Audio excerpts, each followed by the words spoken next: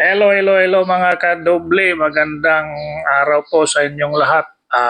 Ang bidyong ito ay para sa mga motorista o nagmamaneho na mayroong driver's license pero hindi nila nadala. So, itong video na ito, panoorin niyo ito mga kadoble.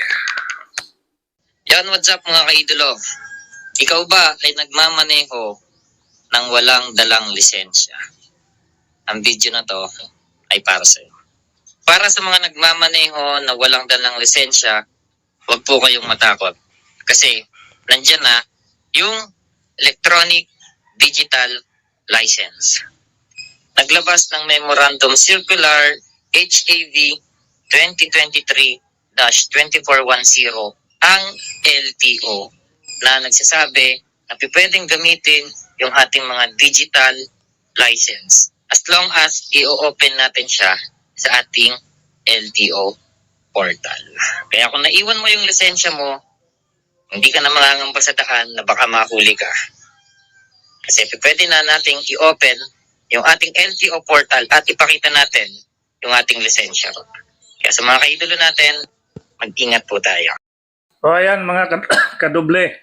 Nabasa niyo nakita niyo yung video na yan.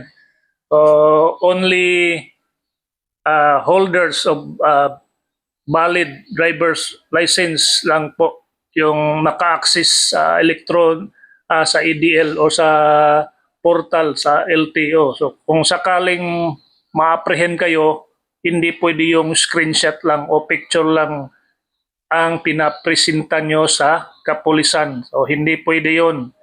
O kailangan, kung hindi nyo nadala yung driver's license nyo card, o kailangan maka-access kayo sa portal at ipatingin nyo sa mga apprehending officer. Yan po. Magandang araw po mga kadoble.